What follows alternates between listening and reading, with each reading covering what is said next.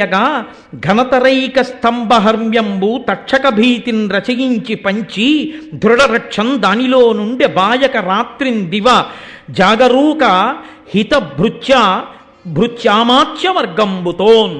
ఆయన బోలెడంతమంది వడ్రంగుల్ని కార్మికుల్ని పిలిచి ఒంటి స్తంభపు మేడ కట్టించుకుని అందులో తన యొక్క భృత్యుల్ని మంత్రుల్ని చుట్టూ పెట్టుకుని విషాన్ని విరగొట్టగలిగినటువంటి మంత్రాలు తెలుసున్న వాళ్ళని తంత్ర నిపుణుల్ని సిద్ధంగా పెట్టుకుని అందులోనే ఉంటూ 7 రోజులయ్యే వరకు నేను కిందకి దిగిరానని ఆ ఒంటి స్తంభపు మేడలో కూర్చున్నాడు. కూర్చునుండగా 7వ రోజు వచ్చింది. బయలుదేరాడు. ఎవరు? తక్షకుడు. ఆయన్ని కరుస్తాను అని. ఈలోగా బ్రహ్మగారు ఏం చేశారంటే, ఈ లోకంలో పాములు ఎవరిని పడితే వాళ్ళని కరిచేస్తున్నాయి, కరిస్తే పాపం చనిపోతున్నారు.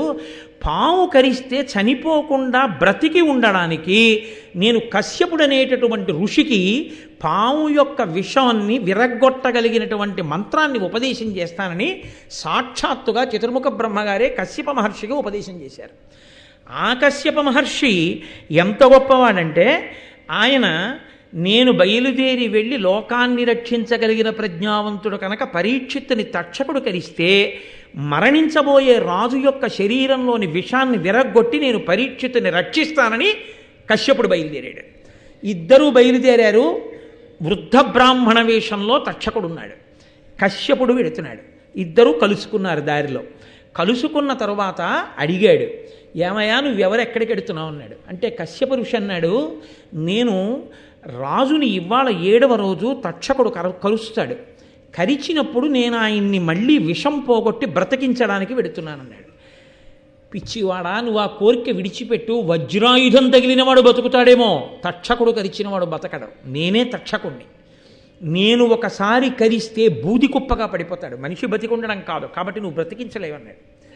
ఆయన అన్నాడు, బూది కుప్పగా నువ్వు చేసినా నేను బ్రతికించగలను. అయితే ఏది, ఇక్కడ పెద్ద మర్రి చెట్టు ఉంది, దాని కొమ్మలు ఎంత దూరం వ్యాపించాయో తెలియట్లా. పచ్చటి చెట్టు, దేని మొదట్లో కరుస్తాను, బూడిద కుప్పగా పడిపోతుంది, బ్రతికించు చూస్తానన్నాడు. తక్షకుడు కాటు వేశాడు, అది బూది కుప్ప కింద పడిపోయింది చెట్టు. వెంటనే ఈ కశ్యప ఋషి బ్రహ్మగారు తనకి ఉపదేశం చేసినటువంటి మంత్రాన్ని జపం చేసి ప్రయోగించాడు. వెంటనే ఆ మర్రి చెట్టు మళ్ళీ వచ్చింది. వచ్చేటప్పటికి తక్షకుడు ఆశ్చర్యపోయాడు. అయితే ఈ విషయం ఎలా తెలిసింది హస్తినాపురంలో అంటారేమో, ఒక వ్యక్తి కర్ర పుల్లలు ఏరుకుందామని అరణ్యంలోకి వచ్చి ఆ మర్రి చెట్టు మీదకి వచ్చి ఎండు పుల్లలు విరుచుకుంటున్నాడు. అకస్మాత్తుగా వీళ్ళిద్దరూ మాట్లాడుకుని తక్షకుడు కరవడంలో ఈ వ్యక్తి కూడా కాలి బూడిదైపోయి కింద పడిపోయాడు. మళ్ళీ కశ్యప